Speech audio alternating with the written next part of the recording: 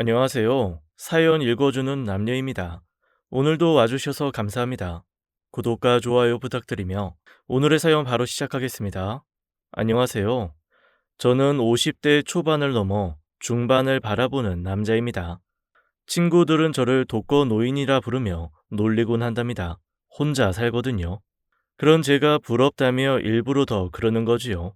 지들은 가정의 메인 몸이니 간혹 술자리를 가져도 10시 무렵이면 안절부절 못하지만 저야 어디 그렇겠습니까? 12시건 새벽 1시건 절 찾는 이가 없으니 속이 편하지요. 결혼한 남자라면 다들 공감하실 겁니다. 시간 되었으니 그만 접고 일어나라고 재촉하는 아내의 그 목소리가 얼마나 무서운 것인지 말입니다. 그러니 아무리 친구가 좋아도 술자리를 접고 일어날 수밖에 없는 거지요. 혼자 사는 사람이라면 그런 공포를 느낄 일이 없으니 친구들이 저를 부러워하는 겁니다. 근데 그게 정말 부러워할 일일까요? 그렇게 챙겨주는 사람이 있는 것이야말로 진짜 부러운 거란 걸 왜 모른답니까? 원래 사람이라는 건 그런 거지요. 자기가 가진 게 얼마나 소중한 것인지를 모르고 살다가 정작 그게 사라졌을 때라야 비로소 그 가치를 깨닫는 게 인간이더군요. 제가 그 사실을 누구보다도 잘 알고 있습니다. 한때 제게도 그래주는 사람이 있었으니까요. 그 사람이 소중해서 제가 가진 모든 것을 다 주기도 했고요. 근데 그 사람은 그걸 몰라줬답니다. 그뿐이면 다행이었을 겁니다. 그걸로도 모자라 저를 속이고 이용하기까지 했답니다. 그래서 결국 헤어질 수밖에 없었습니다. 덕분에 이렇게 혼자서 쓸쓸히 늙어가고 있는 중이랍니다. 한 번은 봐줄 수도 있지 않았을까 생각하시는 분들이 있으실지도 모르겠네요. 정말 그럴 수 있을까요? 사실 저는 잘 모르겠습니다. 그래서 제가 제 얼굴에 침 뱉는 거라는 걸 알면서도 여러분들에게 이야기를 하는 걸 테지요. 정말 제가 아내라는 그 여자를 용서할 수 있었는지 한번 들어봐 주시고 말씀해 주시면 고맙겠습니다. 지금이야 세상 불쌍한 처지가 되긴 했지만 제 어린 시절은 참 다복했습니다. 다른 집 부모님들처럼 자식이 공부를 잘한다고 동네방네 칭찬할 수 없었음에도 불구하고 부모님은 저를 충분히 자랑스러워해 주셨거든요. 당신 바빠? 안 바쁘면 당신 아들 성적표 구경하라고. 깜짝 놀랄걸? 엄마가 내민 성적표를 본 아버지가 그저 놀라워하시대요. 우와, 대단한데. 특히 영어 점수는 예술이네. 야, 살다 살다 이런 걸 내가 다 본다. 당신도 처음 보지? 나도 처음 봐. 이거 들고 동네 사진관 가서 사진 찍어둬야 하는 거 아닐까? 나중에 우리 손자 생기면 보여주게. 차라리 야단을 치는 게 낫겠다. 미안해. 근데 이게 다 엄마랑 아버지 책임인 거 알지? 누가 날 이렇게 낳아놓으래. 멋지다, 우리 아들. 세상에 어떤 자식이 빵점을 받고도 저렇게 당당할 수가 있을까? 우리 자식 하나는 잘 봤어. 그치? 제가 지지리도 공부를 못했습니다. 열심히 안 한 것도 있었지만 그보단 진짜 공부 머리가 하나도 없었다고 해야 하겠네요. 특히 어려웠던 게 영어였습니다. 단어를 외우는 것도 힘들었지만 문법 같은 건 당최 이해가 안 갔거든요. 그래도 수학은 좀 나았습니다. 어쨌든 빵점은 아니었으니까요. 그 정도만 말해도 아실 겁니다. 제가 저희 반 꼴찌를 다투는 놈이었다는 걸요. 아마 다른 집 부모였다면 난리가 났을 겁니다. 어쩌면 호적을 파내겠다고 하셨을지도요. 근데 부모님은 안 그러셨답니다. 공부 못하는 아들이 자랑스럽지는 않으셨겠지만 그렇다고 해서 그걸로 나무라시지도 않으셨거든요. 오히려 저를 더 복돋아 주셨답니다. 공부머리도 타고나야 하는 거지. 아이, 공부가 다인 것도 아니고 사람은 다 타고난 재능이 다른 법이요. 아이, 그래서 국민교육 헌장에도 나오잖냐. 타고난 저마다의 소질을 개발하고 우리의 처지를 약진을 발판으로 삼아 창조의 힘과 개척의 정신을 기른다고. 너한테도 그런 게 있을 거야. 그러니 그걸 잘 살리면 돼. 알았지? 옆에서 듣고 있던 엄마가 기가 막히다는 표정을 지으셨지만 그게 사실이었지요. 제 소질은 장사였거든요. 성적이 바닥을 기긴 했지만 그래도 어찌어찌 해서 전문대는 들어갈 수 있었습니다. 그렇다고 사실 학교를 다녔던 것도 아니었습니다. 친구들이랑 놀기 바빴으니 수업에 들어가는 경우도 드물었습니다. 고만고만한 성적을 가진 애들이 모인 전문대에서도 제 학점은 역시나 바닥이었어요. 그래도 마냥 놀고 먹기만 한 건 아니었답니다. 때론 마음 맞는 놈끼리 뭉치기도 하고 또 때론 혼자서 열심히 일을 했거든요. 방학이면 강릉 경포대나 부산 해운대를 찾아 관광객을 대상으로 물건을 팔기도 했고 겨울엔 길거리에서 노점을 펼쳐서 이것저것 팔기도 했습니다. 제 자랑 같지만 그래서 등록금은 거의 채우기도 했어요. 공부를 못한다고 결코 인생의 실패자가 된 건 아니라는 걸 보여준 거였지요. 당연히 인간관계도 좋았습니다. 친구도 많았고요. 단지 그 친구 대부분이 남자라는 게 문제였지만요. 저도 남자니 여자를 싫어할 리가 없었지만 이상하게 여자들이랑 있으면 좀 불편했달까요? 고등학교 친구나 대학 친구를 다 합쳐봐도 여자는 손에 꼽을 정도였답니다. 다들 친했지만 그중 가장 친했던 놈이 영재란 놈이었어요. 저랑 참 닮아있던 놈이었어요. 공부를 못하거나 그러면서도 생전 기죽지 않는 성향까지도요. 도전 정신이 유별났던 것도 그랬습니다. 대학에 가서 만난 친구였지만 정말 평생 벗삼을 놈이라고 생각했답니다. 그놈도 저와 별다르지 않았죠. 그러니 그런 말까지 한 거겠죠. 내가 어쩌다 너 같은 놈을 만나서 이 고생인지 모르겠다. 우리 모친이 친구 잘 사귀라고 그렇게 당부했는데 내가 우리 모친 말을 거역한 대가치고는 너무 가혹하지 않냐? 이 새끼 봐라. 야, 누가 할 말인데 내가 너 때문에 공부를 못해. 야, 아무리 그래도 기말고사가 내일 모레인데 이게 뭐하는 짓이냐? 대낮부터 술 마시자는 놈을 친구라고 불러도 좋을지 모르겠다. 내가 먹고 싶어서 마시자는 거겠냐? 다 널 위해서 하는 일이다. 아이, 생각해봐라. 네가 공부를 한다고 해서 성적이 나올 것 같냐? 어차피 해봐도 안 될 게 뻔하니까. 아이, 괜히 하고 성적 안 나오면 네가 비관할 거 아니야. 그래서 내가 술 먹자고 한 거다. 아이, 핑계라도 생기잖아. 술 먹느라 공부 못해서 이 성적 나온 거라고. 다 너 생각해서 하는 일이라고. 네가 진짜 친구 하나는 기똥차게 둔 거지. 난 복이 없어서 친구를 못 사귄 거고. 너랑 술 먹어주느라 공부를 못해서 성적이 안 나오게 됐잖냐. 누가 들으면 넌 공부 잘하는 줄 알겠다. 너 지난 학기에 학사 경고 먹은 걸로 하는데. 아이, 그랬었나? 맞다. 우리 과에 너랑 나랑 둘이지. 젠장. 야, 그냥 술이나 먹자. 그럴까? 야, 이럴 때 보면 우리가 생각이 잘 맞아. 친구 같달까? 친구 소리 그만해라. 아, 왜 내가 네 친구인데? 그럼 친구가 아니면 뭐냐? 네가 형제냐? 차라리 그게 낫겠다. 친구하긴 너무 자존심 상하니 차라리 형제를 해라. 아우, 그건 안 되겠다. 그러면 우리 부모님 너무 불쌍해지지 않냐? 나 같은 아들이 하나도 아니고 둘이면 좀 그렇잖냐? 형제도 못 되면 야, 그냥 매제 같은 건 어떠냐? 너 내 동생 사진 봤지? 너한테는 진짜 아까운 애지만 내가 인간 하나 구한다 치고 소개해줄게. 됐거든. 내가 왜 네 매제로 들어가? 매형이라면 그래도 생각해보겠지만. 농담처럼 나온 말이었지만 그것도 나쁘진 않겠다 싶대요. 저런 놈이 제 처남이라면 얼마나 재미있을까 싶었거든요. 그래서 그냥 하는 말인 줄 알았어요. 저 진짜 그 놈이 그리 진지하게 생각하는 줄은 몰랐답니다. 어쨌거나 진짜 좋은 놈이었어요. 간신히 대학을 졸업하고 영재는 회사에 취직을 했습니다. 듣기로는 영재 아버님 지인이 하는 회사였다더라고요. 그러니 취직이 가능했던 거였지요. 그 놈 성적에 제대로 된 회사를 간다는 게 가능한 일이 아니었어요. 전 취직을 과감히 포기하고 장사를 시작했습니다.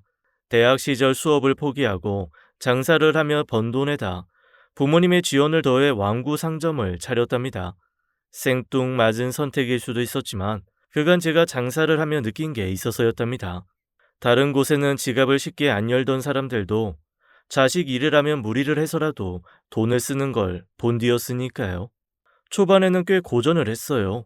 제대로 된 거래처도 없었고 사람들의 입소문도 없었으니 그럴 수밖에 없었죠. 그렇다고 주저앉을 제가 아니었습니다. 제가 공부 머리가 없어서 그렇지 그렇다고 머리가 나쁜 건 아니었거든요. 사람들의 시선을 끌 아이디어도 준비하고 길거리에 나가 전단도 뿌리면서 가게를 살리기 위해 열심히 노력했답니다. 조금씩 사람들이 가게를 찾아주기 시작하셨어요. 뭐든 처음이 어렵지. 일단 한번 시동이 걸리면 탄력을 받는 게 장사랍니다. 그렇게 5, 6년이 지날 무렵엔 소매와 도매를 겸할 정도에 이르렀답니다. 대체론 도매면 도매, 소매면 소매만 하는 경우가 많은데 전 그럴 생각이 없었어요. 뭐로 가도 서울만 가면 되는 거 아닙니까? 돈을 벌 수 있는데 왜 하나만 하겠다는 건지 이해할 수가 없었어요. 다만 그러자면 제 몸이 많이 고달퍼져야 했답니다. 도매와 소매의 영업시간이 조금은 달랐으니까요. 아무래도 낮 시간엔 도매상이라기보다는 소매 쪽으로 치중을 해야 했고 늦은 저녁이나 새벽 시간엔 도매 쪽에 포커스를 맞춰 일해야 했어요. 정신 없이 일하던 시절이었어요. 열심히 일한 만큼의 대가가 주어졌고요. 당시 회사에 취직한 친구들이 대리나 과장이니 하며 도토리 키재기를 하던 30대 초중반 시절, 제가 벌어들이는 돈이 친구들보다 적게는 4, 5배, 많게는 10배 가까이 차이가 날 정도였답니다. 예전에 저라면 지갑이 두둑하니 친구들 불러놓고 술도 사고 그랬겠지만 그때는 그럴 수가 없었어요.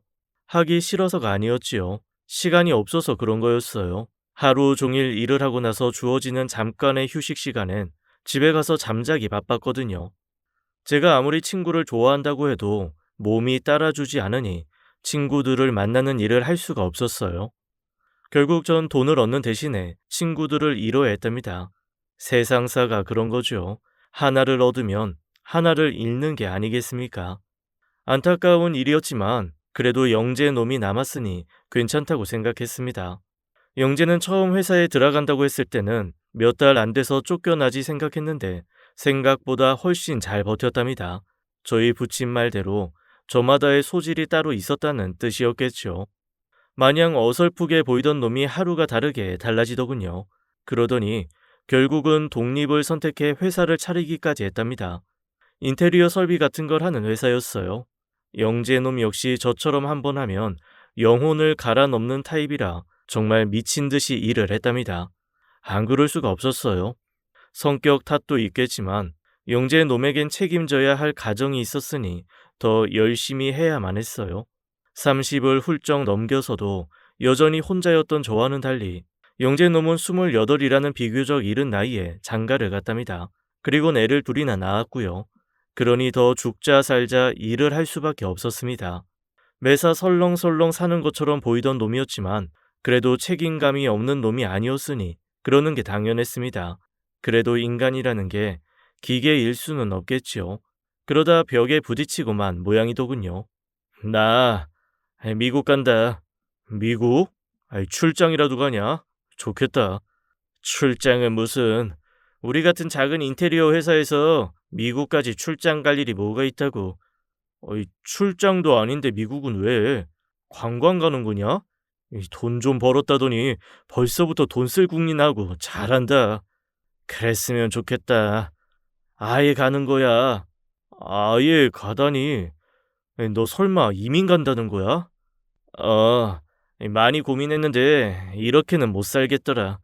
애도 좋고 돈도 좋지만 매일 일만 하고 사니 내가 지쳐서 못 버티겠어.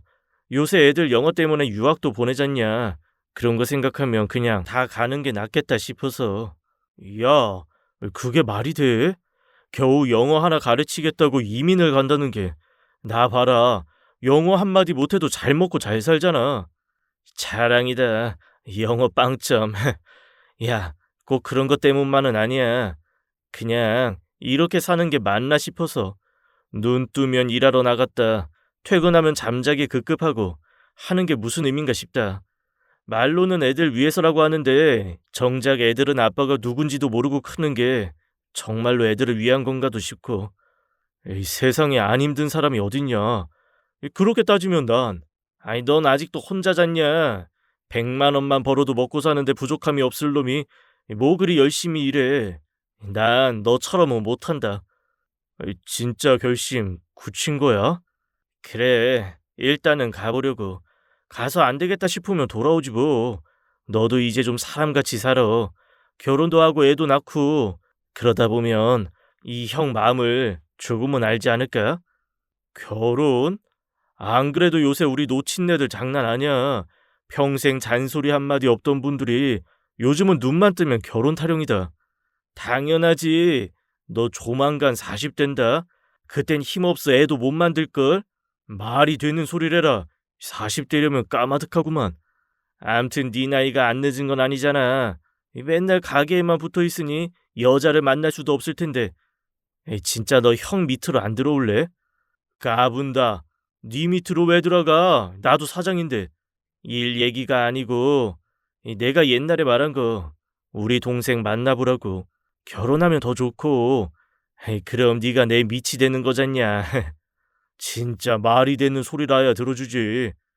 그렇게 농담처럼 주고받은 말이 진짜가 될 줄 누가 알았을까요?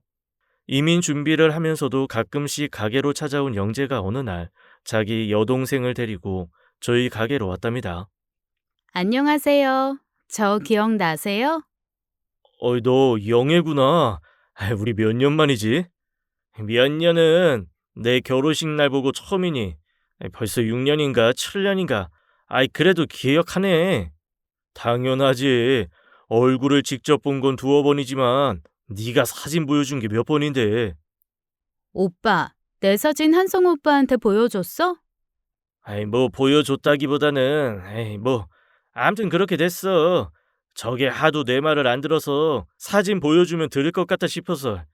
걱정 마. 네 주민등록증 사진은 안 보여줬으니까. 야! 아, 죄송해요. 오빠 너 진짜? 니들은 나이가 몇 갠데 아직도 투닥거려. 어서 들어와. 그렇게 오랜만에 영재 여동생을 보았답니다. 예전이랑 많이 달라졌더군요. 아무래도 제가 볼 땐 어릴 때여서 그런 건지도 모르죠. 영애 너 많이 예뻐졌다.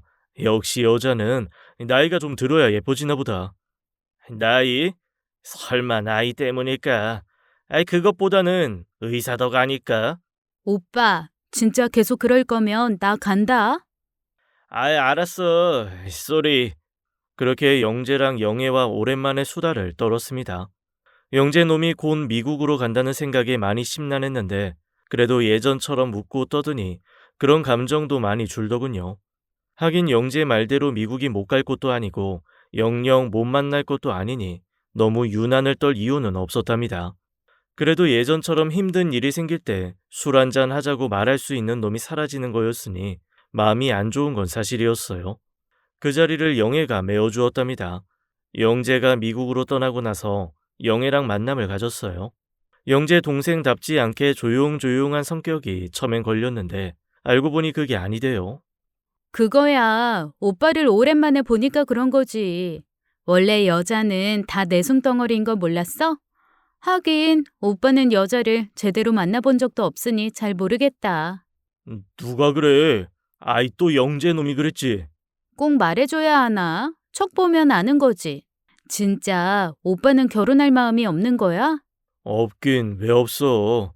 근데 일하다 보니 기회가 없었던 거지. 그렇구나. 영재 오빠 말로는 오빠 알부자라면서? 알부자까지야. 그래도 없는 건 아니지. 돈을 많이 벌어서 그런 거라기보다는 돈을 쓸 시간이 없어서 그래. 들어온 돈이 통장에 고스란히 쌓이기만 하니 뭐 자연히 그리 되더라. 뭐 그게 그거지. 오빠랑 결혼할 여자는 땡 잡는 거네. 이럴 때 보면 진짜 영재 동생 맞구만. 어쩜 그리 말하는 게 고상한지. 그 말은 진짜 기분 나쁘네. 취소해. 내가 어딜 봐서 성영재랑? 알았어. 그래, 취소한다, 취소해. 말은 그렇게 했지만 정말로 영애는 영재 동생이 맞았답니다. 제가 영재를 만날 때면 언제나 즐거웠거든요. 영애도 그랬답니다. 그래서 둘이 닮았다고 하는 거였어요. 자주는 아니지만 가끔씩 만나 웃고 떠들다 보니 조금씩 영애가 달라 보이기 시작했어요. 그게 정확히 사랑인지는 모르겠지만 안 보다 보면 생각이 나고 보고 싶어지고 그러는 건 확실했어요. 아마 그게 사랑일 수도 있다고 생각했어요. 사랑이 별건가요? 누군가가 문득 생각나고 보고 싶고 그러면 그런 게 사랑 아닐까요? 근데 그건 저만의 착각이었답니다. 가끔씩 저와 만나 재미있게 시간을 보내주고 하던 영애가 어느 순간 갑자기 연락이 뚝 끊어졌답니다. 그리고 나니 제가 영애에 대해 아는 것이 아무것도 없다는 걸 알게 됐어요. 전화번호조차 몰랐답니다. 그러고 보니 저희 만날 때는 항상 영애가 저희 가게로 찾아왔을 때였어요. 전 너무 당연하게 생각했던 거죠. 언제나처럼 영애가 절 찾아올 거라고 생각하고 있었으니까요. 언젠가 오겠지 하며 기다리기엔 제 마음이 너무 급했어요. 그래서 영재한테 전화를 한 거였답니다. 가끔씩 미국으로 전화를 하고 그랬거든요. 허이 박 사장, 어쩐 일이야? 국제 전화비 아깝다더니. 아까워도 어째? 네가 전화를 안 하니 나라도 해야지. 이제 미국 생활 좀 할만해? 아직도 세탁소 다녀? 일 다 배우고 나면 내가 차릴까 생각 중이긴 한데 그래도 아직은 더 배워야 할 것 같다. 영어도 더 배워야 하고. 한국말도 못하는 놈이 영어를 한다고 참나. 근데 영재야, 혹시 영애 무슨 일 있냐? 요새 통 안 보여서. 제가 영애 이야기를 물으니 영재가 잠시 말을 멈추더라고요. 혹시 무슨 일이 있나 했어요. 일은 그냥 뭐 새로운 일 한다고 바쁜가 보지.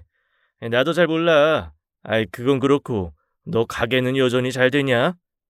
영재가 급히 말을 돌리는 통에 더 물어볼 수가 없었습니다. 하긴 아무 사이도 아닌데 제가 영애 소식을 묻는 것도 좀 그랬어요. 그렇게 통화를 끝내고 나니 괜히 제가 바보처럼 여겨지더라고요. 영애는 아무 생각도 없었는데 저 혼자 헛물을 삼킨 것처럼 생각됐으니까요. 그게 사실이었을 겁니다. 영애가 조금이라도 저한테 마음이 있었다면 1년이 넘도록 연락 한 번 없을 리가 없었죠. 제가 하도 결혼에 대한 잔소리를 듣다 보니 그냥 마음이 조급해져서 그런 거라고 생각하며 다시금 일에 몰두했답니다. 그렇게 조금씩 영애를 잊어갈 무렵이었어요. 집에 있는데 전화가 왔습니다. 가게에 있던 지훈이었어요. 제가 혼자 가게를 꾸려나가는 게 힘에 부치면서 구한 직원이었습니다. 참 성실한 놈이었어요. 그래서 제가 실장 하라고 그랬답니다. 뭐 지 밑으로 직원이 하나 더 있었으니 실장이라고 해도 틀린 말은 아니었지요. 전 사장, 지훈이는 실장, 이렇게 말입니다. 그래 장 실장, 무슨 일이야? 좀 형님 가게 좀 나와봐야 할 것 같아요. 손님이 오셨어요. 손님? 누군데? 거래 문의면 네가 처리해. 그러라고 너 실장 시켜준 거잖냐. 그런 거면 내가 했죠. 손님이 아니고 형 아는 분이시래요. 나 아는 사람? 누구지? 혹시 이름 말해주디? 잠시만요. 예. 영애라고 하면 안다는데요. 누구? 영애? 전화 좀 바꿔봐. 정말 영애였답니다. 갑자기 무슨 일인가 했어요. 근데 전화기를 타고 오는 목소리가 너무 가늘었답니다. 제가 아는 영애는 그런 애가 아니었거든요. 서둘러 가게로 갔습니다. 정말 영애가 맞았어요. 마지막으로 봤을 때보다 한결 수척해진 모습이었답니다. 일단은 밖으로 데리고 나왔어요. 지훈이가 계속 호기심 어린 눈으로 보는 게 영애한테 부담이 될 것 같아서요. 너 어떻게 된 거야? 왜 무슨 일인데? 무슨 일은 그냥 오빠 보러 온 거야. 오빠 보면 힘이 날 것 같아서. 너 혹시... 에, 아니다. 아무튼 이제 괜찮은 거야? 지난번 통화할 때 영재가 그랬습니다. 영애가 새로운 일을 시작한다고 바쁠 거라고. 그 때문인 줄 알았습니다. 축 처져 있는 걸 보면 그 일이 잘 안 됐다는 뜻이었을 테고요. 저도 장사 생활이 10년쯤 되다 보니 웬만한 점쟁이 정도로 사람을 볼 수 있었답니다. 응, 괜찮아. 그러니까 오빠 보러 왔지. 오빠, 오늘 시간 괜찮아?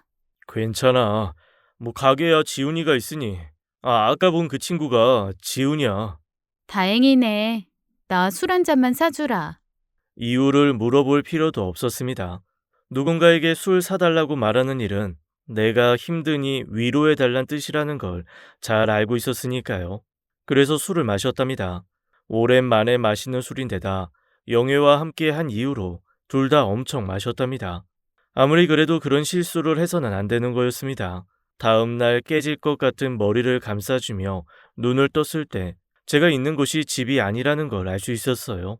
가끔 그런 적이 있으니 그거야 별게 아니었지만 정작 저를 기겁하게 만든 일은 따로 있었습니다. 제 옆에 영애가 누워 있다는 거였어요. 그리고 진짜 창피한 말이지만 영애와 제가 옷을 다 벗고 있었답니다. 그러자 비로소 지난밤의 기억들 몇몇이 살아나대요. 저희 둘 술을 진탕 먹고 이야기를 하다가 예전에 영애가 사라진 이야기를 하게 되었어요. 물론 이미 두 사람은 다 만취한 상태였어요. 그러니 별의별 이야기를 다 한 거죠. 말짱한 정신이었다면 절대 할 수 없는 이야기였어요. 내가 너 사라지고 말이야. 솔직히 막 보고 싶더라. 그래서 영재한테 전화도 했어. 영애 어디냐고. 그랬어? 뭐야? 설마 오빠 나 좋아해? 그런 말을 했어야지. 바보같이. 말하려고 했는데 네가 사라졌잖아. 뭐야, 난 뭐 심심풀이 땅콩이냐? 심심풀이 땅콩은 아니고 오징어 땅콩 정도? 에이씨, 나 진짜 너한테 아무것도 아니냐? 쪽팔려. 나 혼자 쇼를 했네, 젠장. 그건 아니야. 오빠 좋은 사람이야. 영재 오빠도 맨날 그 말하고. 영재? 내가 궁금한 건 네 마음이야. 넌 어떤데? 나? 글쎄, 좋은 사람이지. 좋은 사람 맞네. 맞아. 그것뿐이니? 난 아닌데. 오빤 뭔데? 난 이런 거. 영애가 그 말을 하고 나서 제가 무슨 짓인가를 했어요. 그러다 결국 모텔까지 온 거였고요. 맙소사. 아무리 술에 취했다지만 어떻게 그럴 수가 있었을까요? 영애를 볼 자신이 없었답니다. 도망쳐야 하나 망설이는 그때 영애가 일어나더군요. 그렇게 우리는 그 밤 서로에게 한 일을 놓고 이야기했습니다. 영애는 술이 취해 그런 거니 신경 쓰지 말라고 말했지만 전 그럴 수 없었어요. 저한테는 실수가 아니었어요. 물론 술에 취해 충동적으로 움직인 건 맞지만 영애를 다시 본 순간 분명히 제 마음을 알 수 있었어요. 그렇게 오랜 이야기 끝에 저희는 서로를 알아가 보기로 이야기를 마쳤답니다. 사실 저희는 좀 더 천천히 서로를 알아가고 싶었어요. 근데 주변에서 그렇게 두질 않더군요. 다 영재 때문입니다. 제가 영재한테는 저희가 사귀기로 한 걸 말했거든요. 영재는 알아야 했지요. 제 가장 친한 친구이자 영애의 오빠였으니까요. 그래도 당분간 비밀을 지켜달라고 했는데 이 입산 놈이 동네방네 소문을 냈지 뭡니까? 자연스레 영애 집과 저희 집에서 다 알게 됐답니다.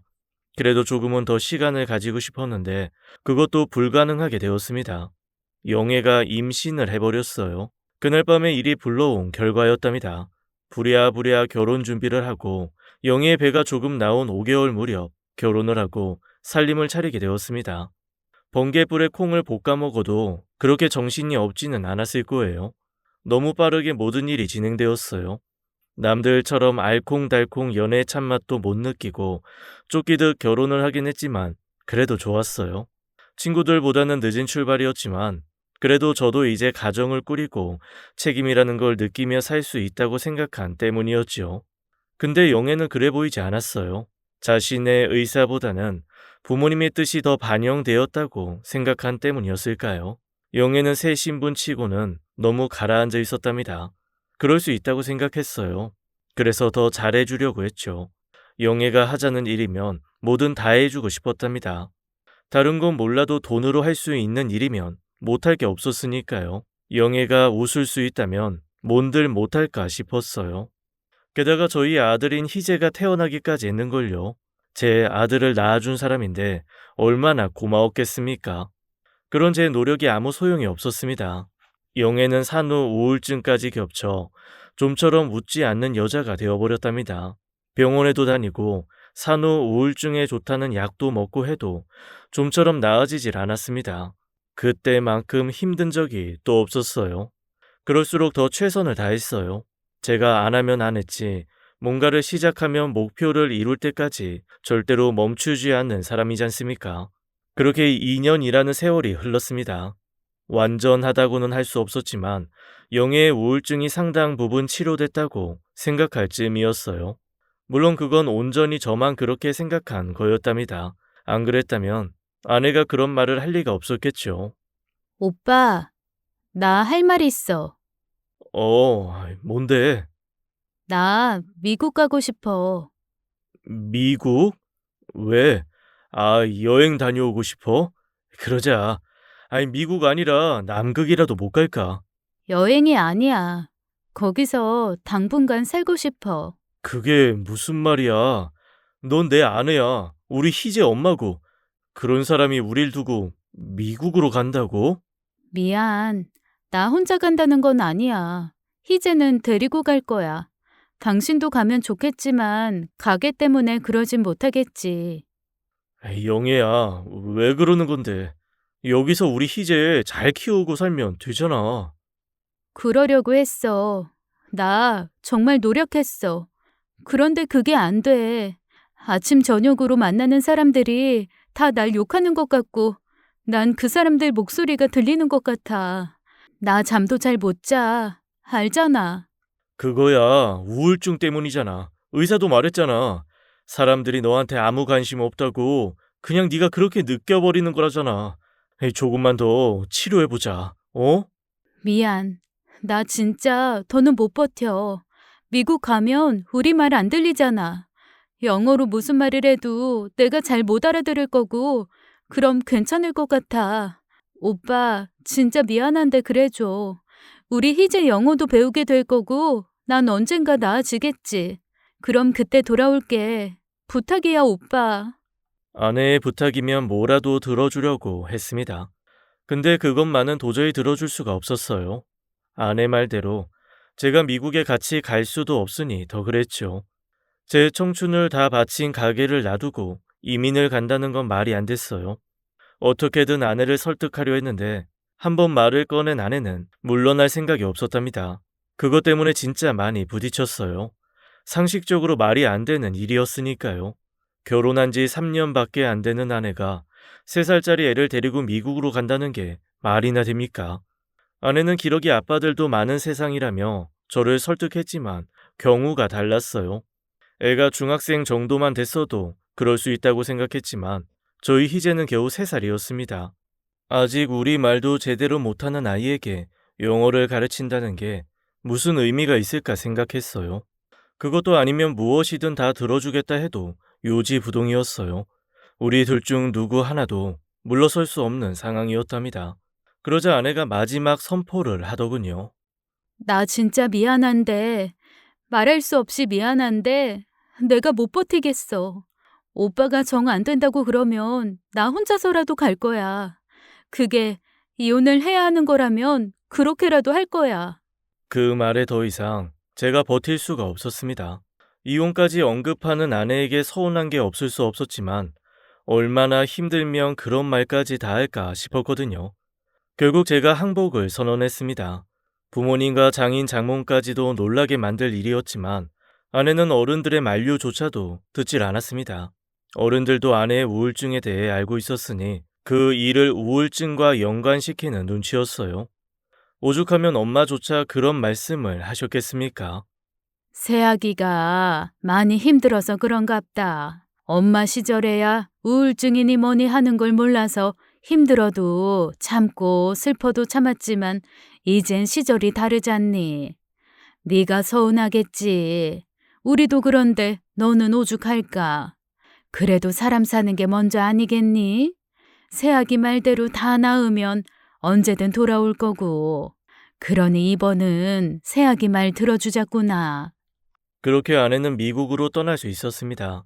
그나마 다행인 건 아내의 오빠이자 제 절친인 영재가 있는 동네로 주거를 정한 거였어요. 아내가 기댈 자리가 있다는 뜻이었죠. 더불어 저도 아내의 걱정을 덜 수 있는 믿을 만한 사람이 있었으니 안심이 된 거였고요.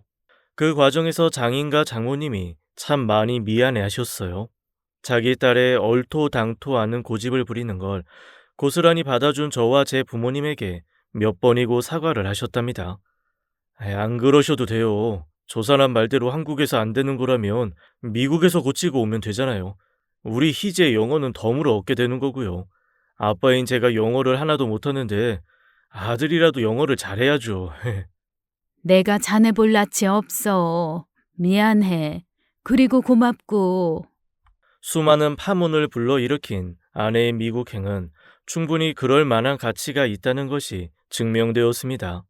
한국에 있을 때만 해도 밝은 목소리 한번 내지 않던 아내가 미국으로 가면서부터는 예전에 제가 알던 그 모습으로 즉각 되돌아온 게 그 증거였죠.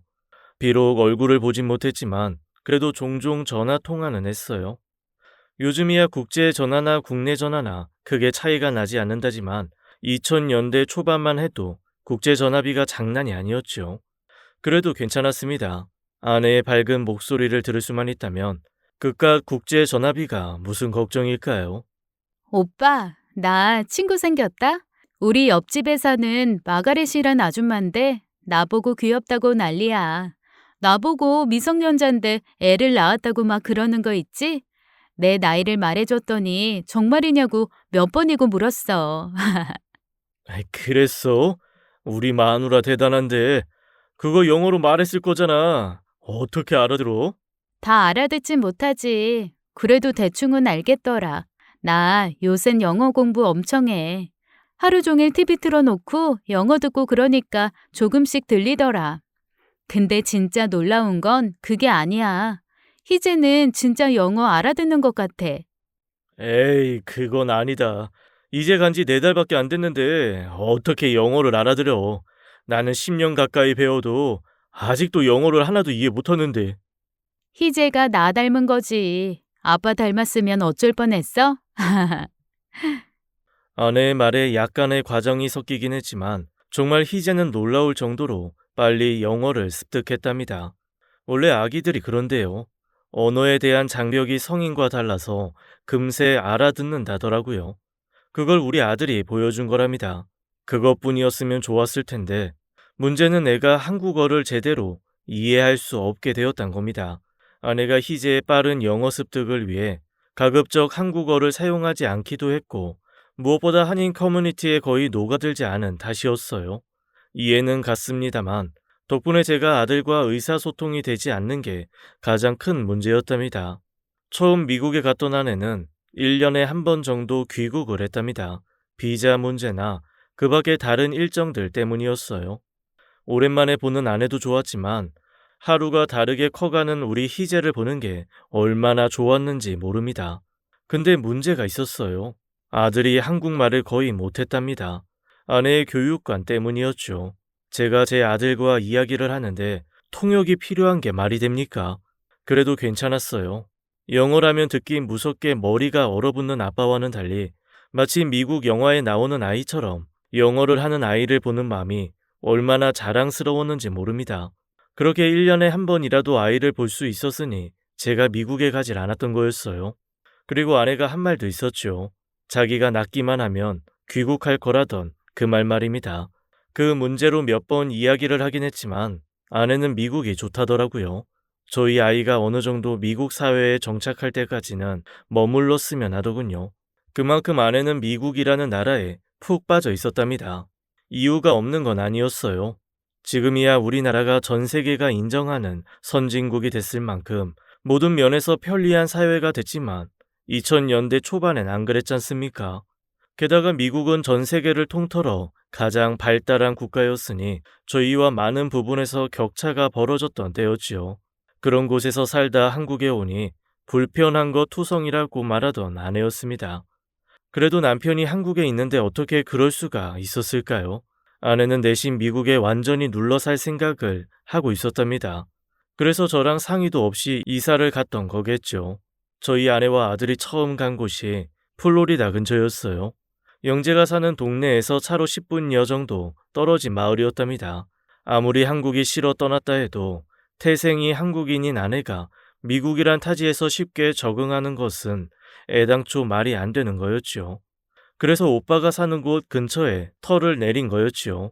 위급한 순간에 도움의 손길을 구할 수 있다는 이유였답니다. 그래서 종종 영재네 집에 가기도 하고 그랬는데 어느 순간부터는 그 일조차도 뜸해졌다고 하대요. 혼자서도 충분히 잘할 수 있다는 자신감이 생긴 때문이었죠. 아무리 그래도 남편인 나도 모르게 이사를 갈 줄은 몰랐습니다. 그 사실을 알게 된 건 제가 아내에게 국제 택배를 보낸 때문이었습니다. 지난번 귀국 때 희재가 좋아하던 과자나 아내가 평소 즐겨 먹던 식자재를 바리바리 싸서 보냈는데 그게 반송되어 돌아왔답니다. 주소지가 잘못됐다면서요. 바로 전화를 걸었죠. 아직 안 잤지? 응, 왜? 내 목소리 듣고 싶어서 그래? 그것도 있고, 여보, 내가 택배를 보냈는데 반송돼 왔어. 주소지에 자기가 안 산대. 말이 안 되잖아. 그래서 다시 보내려고. 안 그래도 돼. 요새 한국마트도 많아져서 웬만한 물건은 다 살 수 있어. 괜히 아까운 돈 낭비하지 마. 아깝긴 자기랑 희재 먹을 건데. 뭐 아무튼 다시 보낸다. 그제서야 아내가 사실을 이야기하더군요. 자기가 이사했다고요. 너무 놀랐어요. 아무리 떨어져 살지만 그래도 남편인 저와 단 한마디 상의도 없이 이사를 가는 게 말이 됩니까? 더 놀라운 건 이사를 간 지역이 버지니아 근처라는 거였어요. 플로리다에서 버지니아가 대략 1500km 정도는 떨어진 곳이었습니다. 부산에서 평양 가는 거리보다 훨씬 먼 곳이었죠. 동네 근처에서 이사했다면 그럴 수도 있지만 그건 이야기가 달랐어요. 그게 무슨 소리야? 버지니아가 어딘데? 아이, 거기를 왜 가? 그리고 나한테 상의도 없이 이사하는 게 말이 돼? 웬만해선 화가 나는 법이 없었지만 그땐 정말 화가 많이 났답니다. 제 목소리에 화가 난 걸 느끼자 아내가 서둘러 변명을 하대요. 미안. 자기한테 말하려고 했는데 걱정할까봐. 이사 마치고 자리 좀 잡으면 말하려고 했어. 희재한테 더 좋은 환경이라는 판단 때문이야. 그거 영재도 알아? 알겠지. 그런데도 이야기를 안 했다고? 너도 넌데 영재가 더 실망스럽다. 어떻게 그런 이야기를 안 할 수가 있어? 오빠 잘못 아니야. 오빠가 이야기한다는데 내가 말렸어. 보나마나 자기 걱정할 거잖아. 오빠도 없는 곳에서 우리 두 모자 산다면 반대할 것도 같고. 근데 여보, 나 이제 누구 도움 없이도 미국에서 잘 살 수 있어. 그러니까 너무 걱정하지 마. 오빠 항상 나 믿어줬잖아. 그러니까 이번에도 믿어줘. 그거랑 다른 이야기잖아. 그리고 언제까지 미국에서 살 건데? 나도 이제 50이 코앞이야. 이제 일 줄이고 아내와 자식 끼고 살고 싶어. 자기가 정 미국에서 나오기 싫다면 내가 들어갈 수 있다는 뜻이야. 왜 그래? 자기 말대로 완구점 자리 잡을 대로 잡았잖아. 그걸 접겠다고? 한국 재산 다 정리해서 오면 여기서 뭐 할 건데? 우리 희재 잘 키우려면 싫으나 좋으나 당신 완구점이 돌아가야 돼. 알잖아. 조금만 참아줘. 나 진짜 희재 조금만 더 크면 나 혼자서라도 들어갈게. 희재 이젠 아무도 동양 사람이라고 주변 사람들이 안 깔봐. 당신도 봐서 알잖아. 조금만 더 참아줘. 어? 알았지? 사랑해. 언제부턴가 저도 아내의 본 마음을 대충은 알고 있었습니다. 아내는 미국에서 나올 생각이 없었어요. 그게 희재의 교육 때문인지 혹은 자신이 미국에서 살기 편해서인지는 모르지만 어쨌든 아내가 계속 미국에서 살기를 원한다면 방법은 하나였어요. 제가 미국으로 가는 거였죠. 영재처럼 온 가족이 다 미국에서 자리를 잡고 사는 것도 방법이긴 했어요. 연로한 부모님을 두고 가는 게 권리긴 했지만 그래도 그럴 수밖에 없지 않나 생각하는 일이 잦아졌답니다. 그게 가족이니까요. 같은 밥상에서 밥을 먹고 한 집에서 자면서 이런저런 추억들을 쌓아가는 것보다 더 중요한 건 없었어요. 아내 말대로 제 평생을 바친 가게를 접는 일은 안타깝지만 그래도 그게 가족보다 더 중요하지는 않았으니까요. 근데 아내는 그렇게 생각을 하지 않았던 모양이었어요. 제가 가겠다는데도 만류하는 걸 보면 알 수 있었죠. 어쩌면 아내는 제가 아빠로서 혹은 남편으로서의 역할을 수행하는 것보다는 돈을 대주는 사람으로 머물기를 바랬던 것일 수도 있겠다 싶었어요. 정말 슬픈 일이지만 기러기 아빠들 가운데 일부는 그런 대접을 받고 산 것도 맞거든요. 차라리 그랬으면 그렇게까지 힘들지는 않아도 됐을 겁니다. 한성아, 나다, 윤호. 아, 그래, 윤호야. 잘 지내지? 나야 잘 있지. 넌 어떠냐? 가게 여전하고 동기 모임 좀 나와라. 이제 시간 좀 낼 때도 되지 않았냐? 윤호라는 친구 놈이었어요. 영재만큼은 아니지만 그래도 한때 꽤 친하게 지냈던 친구였죠. 사실 제 친구가 아니라 영재의 친구였어요. 영재의 동네 친구이던 놈인데 우연히 같은 대학에 진학을 했답니다. 과는 달랐지만 영재랑 친구다 보니 이래저래 함께 어울려 다니곤 했어요. 그러다 제가 가게를 하면서부터 워낙 바쁘다 보니 소원해진 친구였는데 사실 윤호가 제 고등학교 동창이기도 합니다. 근데 고등학교 때는 전혀 알지 못했어요. 영재랑 같이 어울리다 서로 고등학교를 묻는 과정에서 알게 됐어요. 그렇다고 그게 새삼스러운 건 아니었지만요. 아무튼 그렇게 관계가 멀어졌다가 제가 몇 년 전부터 다시 고등학교 동창회에 드문드문 얼굴을 내비치고 있었어요. 혼자 있다 보니 외로웠고 그러다 보니 사람을 찾게 되더라고요. 이전처럼 가게에 무작정 매달려 있진 않아도 되니 가능해진 일이었어요. 그때 다시 만나 가끔씩 만나 소주잔을 부딪히는 사이가 됐지요. 이놈이 참 잘 됐더라고요. 학교는 똥통 학교를 나온 주제에 대기업에 들어가 부장님까지 됐더군요. 제가 나온 학교를 똥통이라고 말하는 게 그렇지만 그게 사실인데요 뭐. 윤호가 대단하다는 말을 하는 겁니다. 얼마나 노력을 했겠습니까? 아무튼 그래서 만나는 사이인데 그놈이 전화를 걸어온 거였어요. 참, 내가 전화하면 안 되냐? 너 마누라 들어왔잖아. 그게 무슨 소리야? 누가 들어와? 윤호가 영재의 동네 친구다 보니 당연히 영애를 잘 알고 있었어요. 어릴 때는 한때 영애를 좋아하기도 했다고 지 입으로 말했을 정도니까요. 누구긴 누구야? 네 마누라 영애 말이지. 내가 지난주에 미국 출장 갔다 왔거든. 형이 좀 바쁘긴 하다. 뭐 아무튼 그래서 귀국하는데 비행기에서 영애를 본 것 같았거든. 내가 비즈니스에 있어서 자세히 못 봤는데 분명히 영애 같았어. 옆에 부하 직원도 있고 비즈니스에 앉아서 굳이 아는 체를 안 하긴 했는데 에이씨 모르겠다. 야 내가 잘못 본 거일 수도 있어. 그러면 나한테 욕이나 실컷 해. 그랬으면 좋겠다. 윤호가 정말로 이상한 말을 했답니다. 분명히 귀국편 비행기 안에서 영애를 봤대요. 자기야 너무 달라지기도 했고 영애가 잘 알지도 못하니 그렇지만 자기는 영애를 몰라볼 수가 없었으니까요. 그래서 아는 체를 하려고 했는데 너무 이상한 모습을 봤다는 겁니다. 영애 옆에 동양애가 하나 있었대요. 중학생 정도 되어 보이는 아이였대요. 거기까지 이해가 갔는데 그 옆에 미국인인 듯한 남자와 혼혈처럼 보이는 아이까지 있었대요. 한 6살 정도로 보이는 아이였다는데 그 아이 역시 영애에게 엄청 매달렸대요. 네 사람이 마치 가족 같은 분위기를 풍겨서 도저히 아는 체를 할 수가 없다는 말까지 저한테 전했답니다.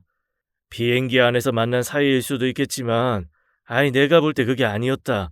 처음 본 남자와 굿나잇 키스를 할 수는 없지 않냐. 진짜 이거 이야기해야 되나 말아야 되나 엄청 고민했는데 말해주는 게 맞지 싶다. 내가 틀렸으면 내가 죽일 놈이 되면 그만이지만 그게 아니라면 너 가만히 있다 바보가 되는 거니까 확인해봐라. 끊는다. 무슨 소린지 몰랐어요. 아내가 귀국을 했다는 것부터 말이 안 됐거든요. 그런 말이 없었으니까요. 아무래도 윤호가 단단히 착각을 한 거라고 생각했습니다. 윤호가 영애를 본 건 좋기 20년도 더 지난 일입니다. 제 결혼식 때도 오지 않은걸요. 그러니 영애 닮은 여자를 보고 그럴 수도 있었죠. 당장 아내에게 전화를 걸었습니다만 아내는 받지 않았습니다. 대신 자동 응답기에서 아내의 목소리만 흘러나왔어요. 일단 듣는 대로 전화를 걸어달라는 말을 남기고 끊었습니다. 아내의 휴대전화로 전화를 걸어도 전원이 꺼져 있다는 말만 계속 나오대요. 밤새 뒤척였습니다. 금세라도 아내가 전화를 걸어올 거라는 기대를 안고 기다렸지만 끝내 전화는 오지 않았답니다. 그쯤 되자 기분이 이상해졌어요. 어쩌면 윤호의 말이 사실일지도 모른다는 생각이 들었어요. 그렇다면 윤호가 봤다는 그 남자와 아이는 도대체 누구였을까요? 윤호는 분명히 두 사람이 굿나잇 키스처럼 보이는 행동을 했다고 그랬어요. 별의별 생각이 다 들었지만 제가 할 수 있는 건 아무것도 없었습니다. 그래도 혹시나 했어요. 만약 아내가 귀국을 했다면 갈 곳은 저희 집 아니면 처가일 수밖에 없었답니다. 날이 밝기가 무섭게 처가로 향했어요. 경기도 태촌에 있는 처가로 가는 길 손이 떨려서 운전을 하기가 힘들 정도였어요. 그곳에서 정말로 아내를 본다면 윤호의 말이 반쯤은 맞는 말이었을 테니까요. 그래도 아닐 거라고 생각했어요. 윤호가 잘못 봤을 거라고요. 근데 아니었어요. 제가 집 앞 공터에 차를 세우고 대문에 벨을 누르려는 그 순간 너무도 익숙한 아내의 목소리가 들려왔거든요. Daniel, come here. What are you going to do if you fall? 무슨 소리인지 알 리가 없죠. 태어나서 한 번도 친해지지 않았던 영어였으니까요. 그래도 대문 사이로 언뜻 비친 아내의 얼굴에 나타난 표정을 보면 대충 무슨 뜻인지 알 수 있었습니다. 말썽꾸러기 아들놈이 마당을 뛰어다니다 넘어질까 우려하는 엄마의 말이었지요. 넋을 잃은 채 서버렸습니다. 처가의 시골 철 대문은 사이가 벌어진 그런 거였어요. 그 사이로 사람이 보이는 그런 대문이요. 아내가 저를 보았답니다. 자기 집 대문 앞에 사람이 우두커니 서 있는데 안 볼 수 없었겠죠. 그게 저란 것도 금세 알아챘고요. 저만큼 놀랐을까요? 모르겠습니다. 아내가 그 자리에서 얼어붙은 걸로 봐선 그랬던 것 같았어요. 잠시 침묵이 이어지던 그때 장모님이 나오셨어요. 영애야, 뭐하니? 애 아침 먹여야지. 아직 날 쌀쌀해. 어서 들어와. 장모님이라고 절 못 보실 리가 없었지요. 귀신을 본 표정이시대요. 박서방, 자네. 무슨 정신이었는지 모르겠습니다. 집안을 들어가 보니 장인과 장모만큼 놀란 표정으로 저를 보시대요. 그리고 키가 2미터쯤 되어 보이는 미국인도 있었고요. 제 아들 희재는 아직 자고 있었답니다. 무슨 일인지 설명해봐. 어서. 너무 화가 나니 오히려 차분해지더라고요. 아내와 장모, 장인까지 쉽사리 입을 못 열더군요. 미국인이 뭐라고 했는데 저야 영어를 모르니 알 수가 없었고요. 아내가 미국인에게 뭐라고 그랬고 미국인이 어깨를 으쓱하더니 2층으로 올라갔답니다. 아마 그 2층에서 잠을 잔 모양이었어요. 당신이 못하면 내가 할까? 근데 난 아는 게 없어. 이야기를 좀 하라니까. 이게 뭐냐고. 미안해. 어쩌다 보니 이렇게 됐어. 정말 미안해. 그러니까 뭐가 미안한지 이야기하라고. 저 남자는 뭐고 저 아이는 또 뭔지 말하라고. 결국은 아내가 다 이야기했답니다. 2층으로 올라갔던 그 남자가 아내의 옛 애인이었대요. 원래 주한 미군인 그 남자를 아내가 사귀었는데 그 남자가 미국으로 돌아가게 되면서 둘 사이에 갈등이 불거졌답니다. 장인 장모도 당연히 미국으로 돌아갈 외국인에게 딸을 줄 마음은 없었고요. 그 일로 부모와 자식 간에 불화가 생겼다고 했습니다. 모두가 제게서 사라진 그 1년 사이에 일어난 일이었어요. 결국 아내는 부모의 반대를 이겨내지 못했고 남자와 헤어진 거였어요. 그래서 시리에 빠진 아내가 저를 찾았다가 술을 먹고 사고를 친 거였어요. 그 뒤는 다 아시는 대로입니다. 결혼을 하고 아이를 낳고 미국으로 갔죠. 그러자 아내가 그토록 미국에 간 이유가 설핏 짐작이 되대요. 저 남자 때문이었어. 저 남자를 만나겠다고 아이 핑계대고 미국까지 간 거냐고. 어서 말해. 이제 와서 거짓말을 할 이유도 없잖아. 그랬더군요. 아내는 저와 결혼을 한 이후에도 마크라는 그 남자와 연락을 주고받았답니다. 그래서 미국으로 간 거였어요. 버지니아로 이사도 그래서였죠. 영재가 근처에 있으면 그 남자와 살 수 없으니 영재의 손길이 닿지 않는 버지니아로 간 거였어요. 그렇게 다니엘이라는 아이까지 낳은 거고요. 그러면서 제 돈으로 4사람이 살았던 거였습니다. 진짜 어이가 없어 말이 안 나오더군요.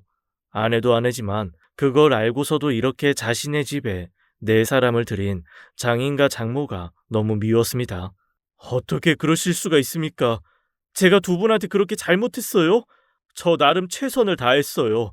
자식 둘 모두를 미국에 보내고 적적하실 두 분이라 시간 날 때마다 찾아뵙기도 했고 얼마 안 되지만 꼬박꼬박 용돈도 드렸는데. 미안하네. 우리가 죄인이야. 다 우리가 잘못한 거야. 우리도 염칠한 게 있는데 무슨 변명을 하겠나. 우리가 다 죄인이네. 너무 미안해서 용서해달라고 말도 못하겠어. 너무 기가 막히니 화도 안 나대요. 아내건 장인이건 장모건 다 꼴도 보기 싫었습니다. 그 와중에도 아들만은 보고 싶었지만 그러면 제가 무슨 짓을 할지 몰랐습니다. 그렇게 집으로 돌아왔어요. 아무에게도 말할 수 없던 일이었지만 그래도 단 한 사람에게만은 알려야 했습니다. 바로 영재 말입니다. 영재가 이야기를 듣고는 울다시피 말했습니다. 자신의 부모와 자신의 동생이 저한테 저지른 그 끔찍한 일들을 듣고 영재는 급히 한국으로 들어왔답니다. 너 괜찮냐? 내가 바보네. 괜찮으면 그게 사람이 아니지. 내가 어떻게 할까? 다 내 잘못이다. 그런 것도 모르고 미안하다. 진짜 미안해. 말해. 어떻게 해줄까? 이혼도 하게 해줄게. 위자료도 받게 해줄게. 그간 네가 영희한테 보낸 돈 전부를 다 토하게 해줄게. 그걸로 위로가 되겠냐만 그렇게라도 해야지. 그 나쁜 짓을 저지른 사람한테 추궁할 수 있는 게 그게 다라는 게 너무 미안하지만 그렇게라도 해줄게. 그리고 일 다 끝나면 나 실컷 때려줘라. 다 나 때문이니까. 영재는 자신의 가족이 벌인 일을 보고 가족의 편을 드는 대신 제 편을 들어주었습니다. 자기가 나서서 동생과 부모를 야단쳤어요. 어떻게 인간이 그럴 수 있냐며 울분을 토했습니다. 그리고 자신의 말처럼 그간 제가 지원한 금액을 낱낱이 찾아내 그 돈을 돌려주기까지 했습니다. 아마 그 돈 대부분은 영재가 내지 않았을까 싶었어요. 알면서도 막지 않았습니다. 안 막은 게 아니라 못 막았습니다. 제 영혼이 날아가 버린 뒤여서 아무것도 할 수가 없었거든요. 아내와 장인, 장모가 몇 번이고 미안하다고 그래도 들리지가 않았습니다. 그렇게 저는 아내와 헤어졌습니다. 그나마 하나 위안이 된 게 있었다면 제 아들 희재는 그런 걸 몰랐다는 거였어요. 아들은 겉모습만 한국인이지 속은 미국인이었답니다. 당연하죠. 그렇게 자랐으니. 미국에선 이혼 후에도 서로 교류하는 경우가 비일비재하다더군요. 희재는 저와 아내가 그런 거라고 생각했답니다. 그래서 아무렇지 않은 얼굴로 저를 볼 수 있었던 거죠. 그나마 다행 아닙니까? 아들이 절 속인 건 아니니까요. 아들이 미국으로 돌아가기 전에 그렇게 말했습니다. 물론 영어를 못하는 저는 못 알아들었지만 영재가 통역을 해주었답니다. 저 대학은 한국에서 다닐 거예요. 저 한국 사람이잖아요. 그때 아빠랑 함께 지내면서 많은 이야기하고 싶어요. 그때까지만 기다려주세요. 그렇게 떠났습니다. 이젠 제 여자일 수 없는 아내와 그의 가족들 말입니다. 그리고 영재도 그 얼마 후에 돌아갔고요. 영재가 가기 전에 그러더군요. 내가 동생을 소개시켜주지만 않았어도 이런 일은 없었을 텐데 미안하다. 다 내 잘못이야. 그래도 한성아, 나 네 친구 하고 싶다. 언젠가 조금이라도 화가 풀리면 나 불러주라. 나 같은 놈 꼴도 보기 싫겠지만 나 네 친구인 게 너무 좋으니까 간다. 그렇게 친구도 떠났습니다. 아직 영재에게 연락은 하지 않았습니다. 화가 나서 그런 게 아닙니다. 영재 말대로 그놈은 제게 하나뿐인 친구이자 형제이니까요. 다만 그놈을 보면 다시 상처가 벌어질 것 같아서 그게 무섭습니다. 너무 아팠거든요. 조금만 더 시간이 흐르면 그때 연락하려고요. 옛날처럼 욕하고 낄낄대면서 소주 한 잔 나눌 그날이 모쪼록 머지 않기를 바라며 제 이야기를 마치겠습니다. 들어주셔서 감사했습니다. 지금까지 사연 읽어주는 남녀였습니다. 끝까지 함께 해주신 여러분 감사드리며 저희는 다음 사연으로 돌아올게요. 감사합니다.